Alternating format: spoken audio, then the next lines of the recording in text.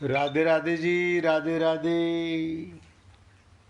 राधे राधे। सबको राधे राधे भैया, राधे राधे। राधे राधे। राधे राधे। भजो गिरिधर गोविंद गोपाला। भजो गिरिधर गोविंद गोपाला।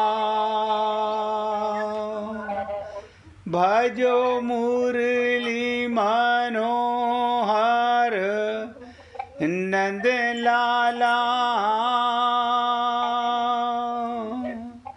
भजो मुरली मनोहर नंद लाला। भजो गिरिधर गोविंद गोपाला। भजो गिरिधर गोविंद गोपाला। भजो मुरली मनोहर नंद लाला। भजो मुरली मनोहर नंद लाला। भजो गिरिधर गोविंद गोपाला।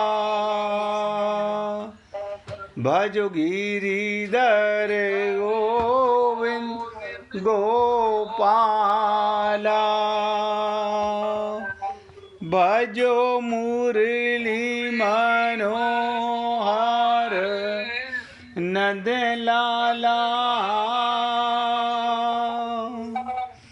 भजो मुरली मनोहर नंद लाला। भजो गिरिधर गोविंद गोपाला।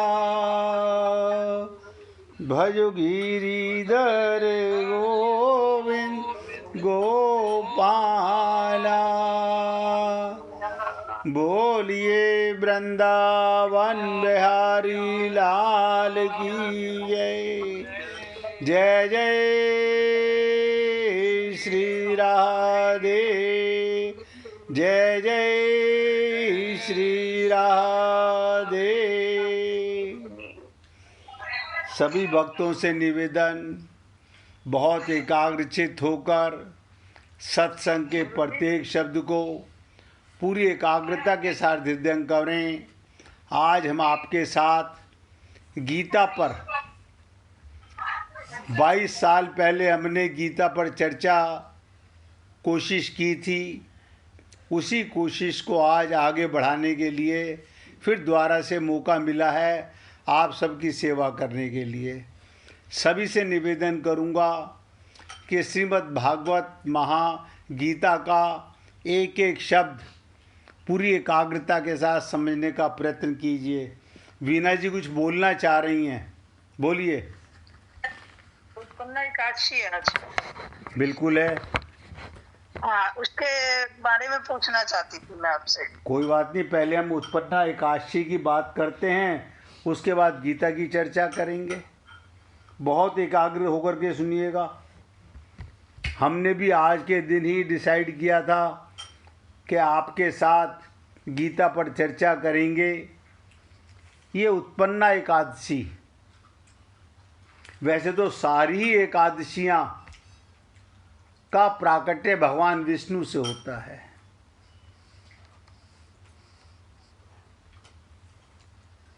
सब जानते हैं कि एकादशी का व्रत करके भगवान का पूजन किया जाता है, लेकिन बहुत कम लोग जानते हैं कि उत्पन्ना एकादशी से ही व्रत की प्रथा का आरंभ किया जाता है। आज के दिन से ही एकादशी की शुरुआत की जाती है, जो वर्ष में 12 भी होती हैं और 26 भी होती हैं। जब 12 मास में एक कृष्ण पक्ष में एक शुक्ल पक्ष में, लेकिन जिस वर्ष में अधिक मास आता है उसमें 26 एकादशियाँ होती हैं। अब बात रही है कि उत्पन्ना एकादशी का नाम, ये उत्पन्ना एकादशी क्यों रखा गया। मैंने आपसे निवेदन किया कि सारी एकादशियों का प्रादुर्भाव प्राकट्य महाविष्णु से ही होता है, लेकिन पौराणिक कथा ये कहती है, बहुत ध्यान से सुनिएगा, क्या कि मुर नामक एक असुर हुआ करता था जिससे युद्ध करते हुए भगवान विष्णु काफ़ी थक गए थे और मौका पाकर बद्रिका आश्रम में गुफा में जाकर विश्राम करने लगे। ऐसी पौराणिक कथा है और ये सतयुग के अंदर प्राकट्य हुआ था। तो कहने का तात्पर्य, जब बद्रिका आश्रम में मुर नाम का असुर उनका पीछा करते करते वहाँ तक पहुँच गया तो उसने वहाँ क्या देखा कि भगवान विश्राम कर रहे थे। उन्हें निद्रा में लीन देखकर उसने उनको मारना चाहा।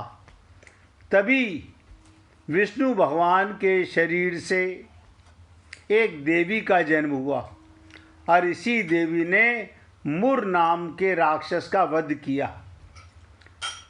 तो देवी के कार्य से प्रसन्न होकर भगवान विष्णु ने कहा कि देवी, तुम मार्गशीर्ष मास की कृष्ण पक्ष की एकादशी को उत्पन्न हुई हो, अतः तुम्हारा नाम उत्पन्ना एकादशी रखा गया। और भगवान विष्णु ने उन्हें वरदान दिया और कहा, आज से प्रत्येक एकादशी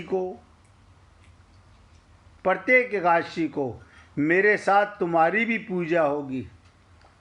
जो भी भक्त एकादशी के दिन मेरे साथ तुम्हारी पूजन करेगा, व्रत करेगा, भगवान उसके हृदय में अपने प्रेम का प्रचार करने का प्रयत्न करेंगे। जल्दी आपको भगवत प्राप्ति होगी। अब मुझे नहीं पता कि संसार के लोग क्या पाने के लिए व्रत करते हैं। उपवास का मतलब होता है भगवान के करीब जाना। अब कौन किस भाव से करता है ये सबका अपना अपना हृदय जानता होगा।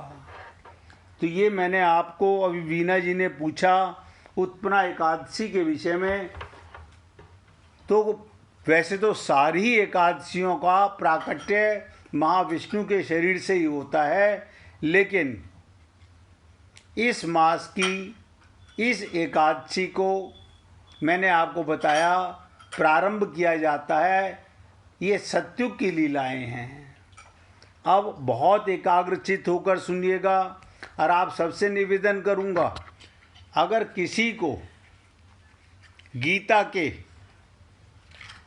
किसी भी प्रसंग में कोई भी चीज़ सुनने में समझने में थोड़ी सी भी परेशानी हो तो ये मत सोचिएगा कि बाद में पूछेंगे।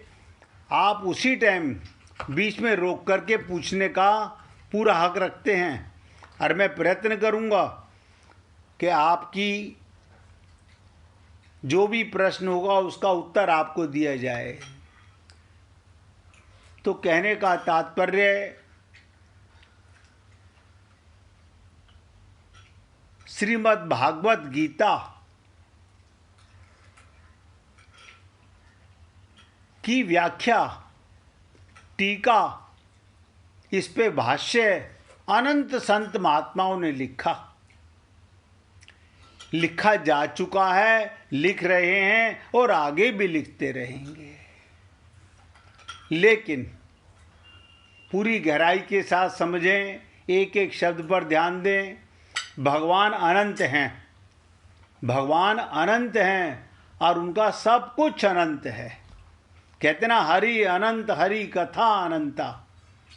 तो उनके मुखार बिंद से निकलने वाली ये जो गीता के भावों को अंत नहीं हो सकता, उसे कैसे कहा जा सकता है। सभी संत महात्माओं ने इस पर टीका भी लिखी, भाष्य भी लिखा, लेकिन मैंने आपसे निवेदन किया इसके अर्थ को पूरा कोई आज तक ना जान सका है, ना जीवन में कभी जान सकेगा। आज तक गीता की जितनी टीकाएं लिखी गईं सब की सब इकट्ठी करके दे दें तो गीता का अर्थ पूरा नहीं हो सकता।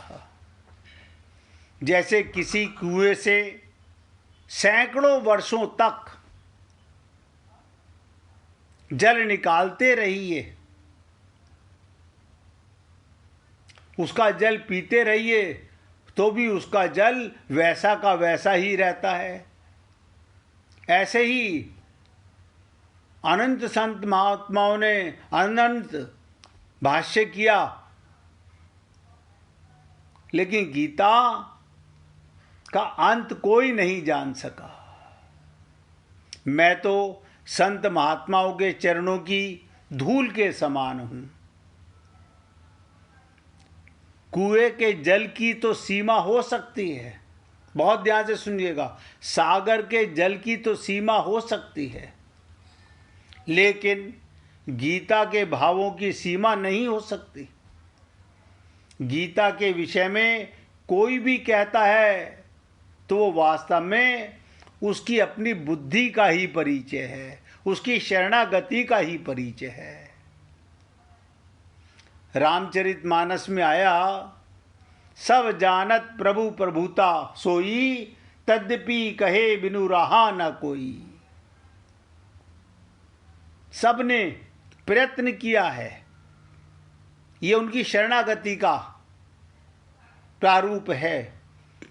देखिए 22 साल पहले भी, आज भी यहाँ पर कई ऐसे भक्त हैं जो 22 साल पहले भी मेरे साथ गीता के,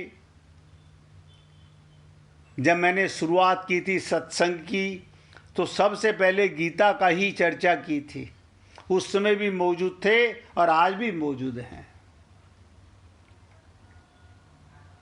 तो भगवान की वाणी बड़े बड़े ऋषि मुनियों की वाणी से भी ठोस और श्रेष्ठ है। ऐसा क्यों? क्योंकि भगवान ऋषि मुनियों के भी आदि हैं, उनका कोई, उनसे कोई आदि नहीं। अतः जितने भी बड़े ऋषि मुनि संत महात्मा क्यों ना हो, उनकी वाणी कितनी भी श्रेष्ठ क्यों ना हो, पर वो भगवान की दिव्याति दिव्य वाणी गीता की बराबरी नहीं कर सकते। और मैं तो अपने आप को उन सब संत महात्माओं के चरणों की रज के समान समझता हूँ।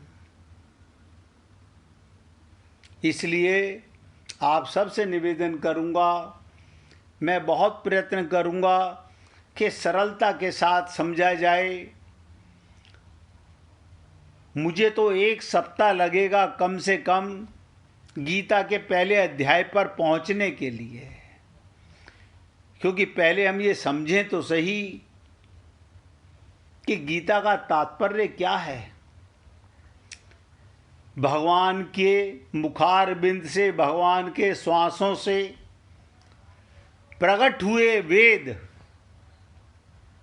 उन वेदों की कुंजी उपनिषद की गई।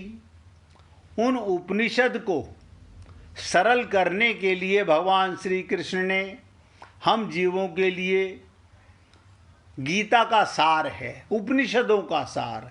जैसे वेदों का सार उपनिषद होते हैं, ऐसे उपनिषदों का सार गीता है।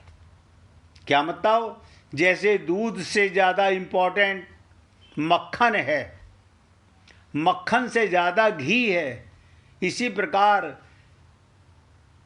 दूध में घी है, वेद में सब कुछ है, लेकिन उसको सरल करने के लिए उपनिषदों की आवश्यकता पड़ी और उसको सरल करने के लिए गीता की आवश्यकता पड़ी। इसलिए वास्तव में गीता की बात उपनिषदों से भी ज़्यादा विशेष। कारण अपेक्षा कार्य में विशेष गुण होता है। जैसे आकाश में, बहुत ध्यान से समझिएगा, एक छोटा सा एग्जाम्पल से इसको समझने का प्रयत्न करते हैं। जैसे आकाश में एक गुण, आकाश में क्या गुण है? शब्द है। पर उसके कार्य में आकाश से प्राकट्य होता है वायु का। उसमें दो गुण प्रकट हो जाते हैं, शब्द भी होता है और स्पर्श भी होता है। आकाश का आपको स्पर्श नहीं होता, वायु का आपको स्पर्श भी होता है। इसी प्रकार से वायु से प्राकट्य, अग्नि के अंदर तीन गुण आ जाते हैं, शब्द भी, स्पर्श भी और प्रकाश भी। और इसी प्रकार से आपने देखा होगा कि अग्नि से प्राकट्य जल के अंदर चार गुण आ जाते हैं, और इसी प्रकार जल से प्राकट्य पृथ्वी के अंदर 5 गुण आ जाते हैं। बहुत ध्यान से समझिएगा, ये पंच, आकाश कौन बना, वायु कौन बने, अग्नि कौन बना, ये सब भगवान का ही स्वरूप है। लेकिन आप और हम लोग जानते नहीं, ये पृथ्वी भगवान से ही उत्पन्न हुई है। कई बार हमने आपसे निवेदन किया कि सब कुछ भगवान का है, भगवान से ही उत्पन्न होता है। आपका शरीर मिट्टी का, इसके अंदर 5 गुण हैं। जैसे पृथ्वी में 5 गुण होते हैं, ऐसे आपके शरीर में ये 5 महाभूत का शरीर और 5 ही आपकी ज्ञानेंद्रियां, ये सब गुणों से, ये सब भगवान की ही कृपा से मिलते हैं। वेद भगवान के श्वास हैं और गीता भगवान की वाणी है। निश्वास तो स्वाभाविक होते हैं, पर गीता भगवान ने योग में स्थित होकर कही है। योग में क्या मतलब? बहुत ध्यान से सुनिएगा। कई बार मन में आता है कि गीता का प्राकट्य कब और कहाँ कैसे होता है। इसकी ज़्यादा लंबी चर्चा मैं नहीं करूँगा, लेकिन आप सब लोग जानते हो महाभारत में इसका प्राकट्य महाभारत के बीचों बीच युद्ध के क्षेत्र में होता है। और आप और हम लोगों को भी गीता का महत्व अपने इस जीवन के युद्ध की भूमि में ही समझना है। आप और हम लोगों का जीवन भी एक युद्ध के समान है। भगवान महाभारत में जब महाभारत की रचना की गई वेद व्यास द्वारा, तो उसमें भगवान क्या बोले? वो सब का सब उसी रूप में फिर दोहरा देना अब मेरे बस की बात नहीं है। उस समय मैंने योग युक्त होकर परमात्मा तत्व का वर्णन किया था। योग युक्त अर्थात योग में स्थित होकर, योग में स्थित होकर गीता कहने का तात्पर्य है कि सुनने वाले का हित किस में है। बहुत ध्यान से समझिए, गीता कहने का तात्पर्य सुनने वाले का हित किस में है, उसके हित के लिए क्या कहना चाहिए। भविष्य में जो भी सुनेगा अथवा पढ़ेगा उसका हित किस में होगा। इस प्रकार सभी साधकों के हित में स्थित होकर गीता कही गई। तो कहने का मतलब, 3 दिन से मैं आपके साथ एक छोटी सी चर्चा कर रहा था मन को साधना के द्वारा एकाग्र करने का, क्योंकि हमारा मन हमारे बस में नहीं है। अब जिसका मन बस में नहीं है वो गीता पढ़े, सत्संग सुने, नतीजा ठन ठन गोपाल निकलने वाला है। इसलिए 3 दिन तक आपके साथ चर्चा चली कि किसी भी प्रकार, और आपसे निवेदन भी कर रहा हूँ, पूरी एकाग्रता के साथ हृदयंगम करेंगे, एक एक शब्द को समझेंगे, तो बहुत जल्दी गीता के भाव को आप समझ जाएंगे।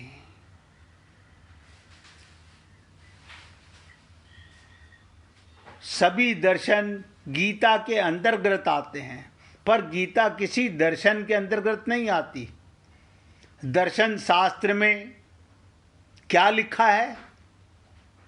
आप अगर शास्त्रों में जाओ, देखो दर्शन शास्त्र में क्या लिखा हुआ है, जगत क्या है। बहुत ध्यान दीजिएगा, दर्शन शास्त्र में लिखा है कि संसार क्या है, जगत क्या है, जीव क्या है और ब्रह्म क्या है। हम आपसे चर्चा खूब करते हैं 3 बातों पर। संसार क्या है, जीव क्या है और ब्रह्म क्या है। ये पढ़ाई होती है, परंतु गीता पढ़ाई नहीं कराती। दर्शन शास्त्रों को पढ़ाया जाता है, लेकिन गीता पढ़ाई नहीं कराती, प्रत्युक्त अनुभव कराती है। कल भी मैं आपके साथ चर्चा कर रहा था कि अनुभूति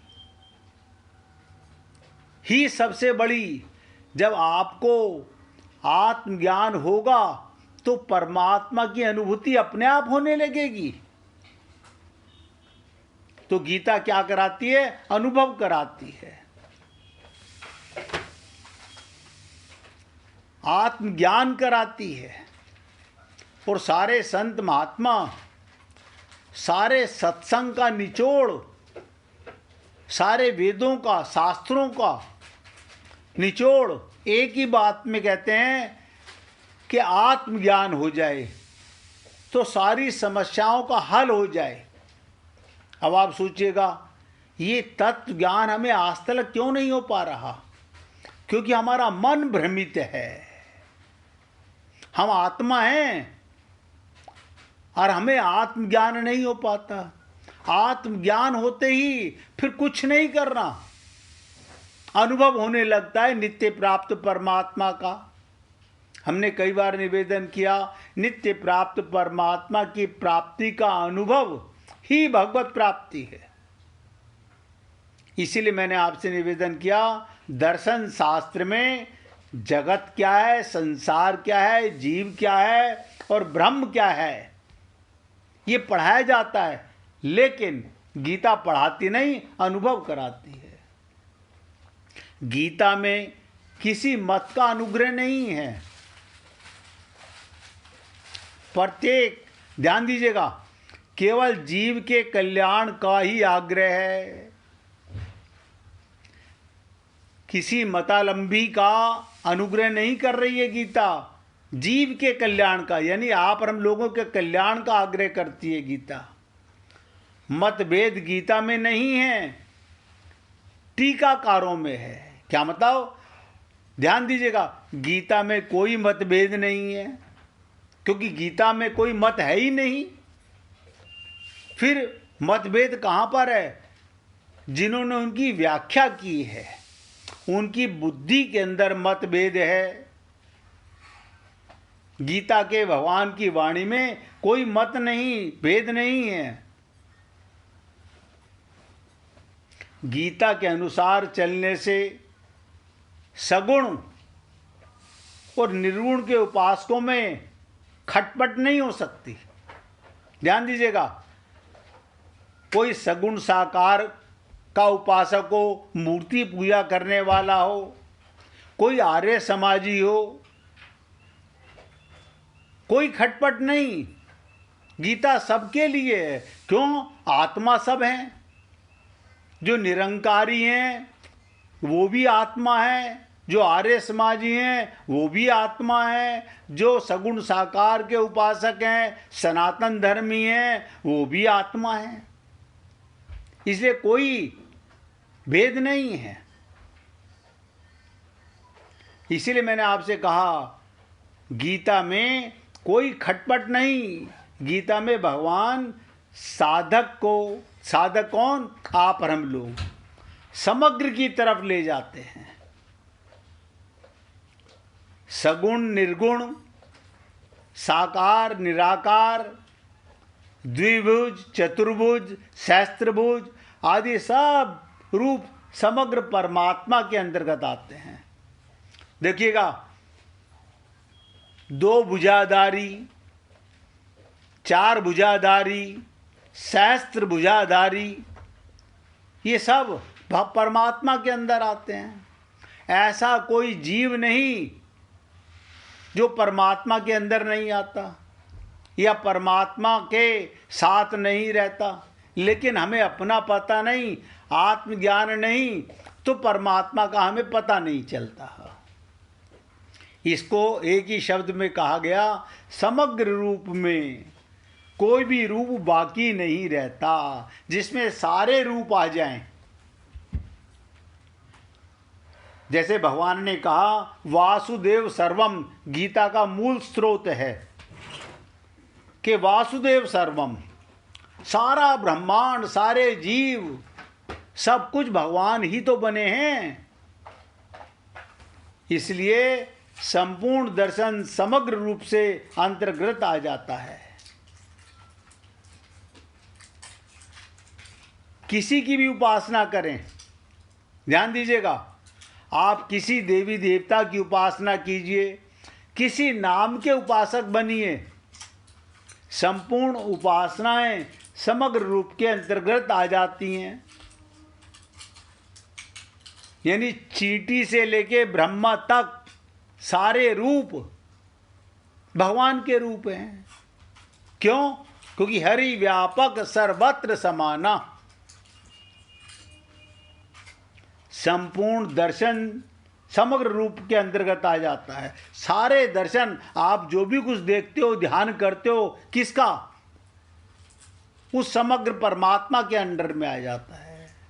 यहाँ मतभेद हो सकता है, मैं शंकर का उपासक हूँ, मैं देवी का उपासक हूँ, मैं विष्णु का उपासक हूँ, मैं राम का उपासक हूँ, मैं कृष्ण का उपासक हूँ, मैं गुरु का उपासक हूँ, पता नहीं अनंत। ये तो मैं आपको चंद नाम बोल रहा हूँ।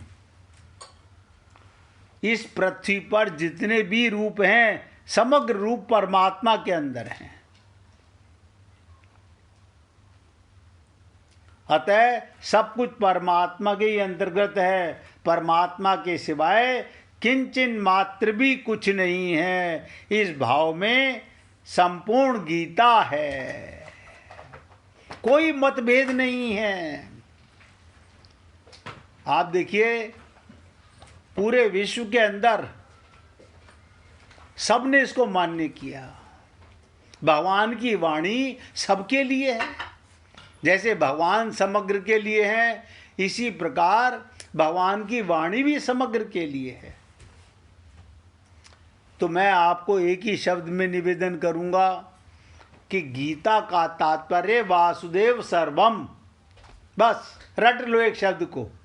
गीता का तात्पर्य वासुदेव सर्वम, जिसके बाहर कुछ नहीं, कोई मतभेद नहीं कि मैं किसका उपासक हूं।